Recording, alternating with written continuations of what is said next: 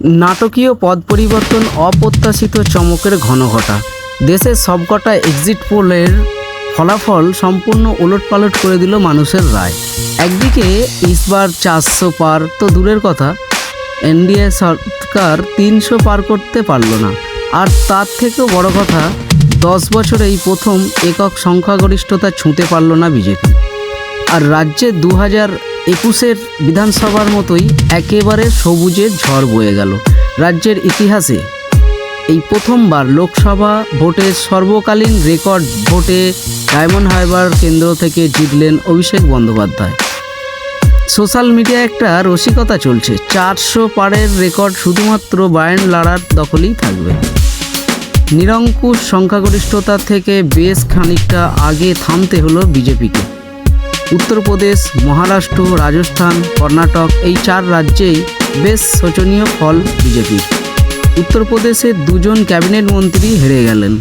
রাম মন্দির, যে রাম মন্দির বিজেপি ভেবেছিল গোটা দেশ জুড়ে ঝড় তুলবে, সেই ঝড় তোলার না তো দূরের কথা, অযোধ্যা যেখানে রাম মন্দির ঝড়ের উৎসস্থল হওয়ার কথা, সেখানে বিজেপি প্রার্থী ধরাশায়ী হয়ে গেল।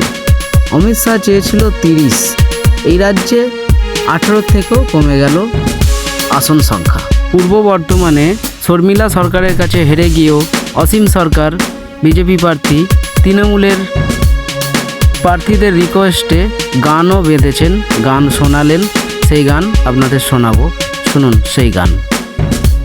রায় মেনেই নিতে হয়, এরকম রায় হলো কেন এইটা আমি বুঝি। হিন্দু মুসলমান সবার মাঝে একই, তিনি জিতেছেন যখন মানুষের ভোটেই জিতেছেন। আমি তাকে মা বলেই তো ডাকি, প্রথম থেকে মাই বলেছি, মা শর্মিলাই বলেছি, তাছাড়া কিন্তু কিছু বলিনি, আমার ঘরের মেয়ে। হিন্দু মুসলমান সবার মাঝে একই প্রাণ, মানুষ হয়ে মানুষ সত্য ভুলে যেও না, কেউ মানুষের প্রাণে কেউ ব্যথা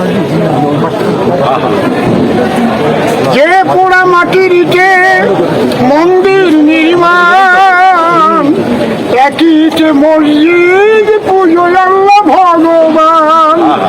তবে ধর্মে হিংসা মিশিয়ে কেন দেশ দিলে মিশিয়ে, এ পাপের ক্ষমা তুমি কবু পাবে না। তবে কোথা দেখিয়াছে মারামারি করিতে, তবে কেন আপোষের মানুষে করে প্রভে, ভালোবাসা দিলে তবে কেউ পাবে না।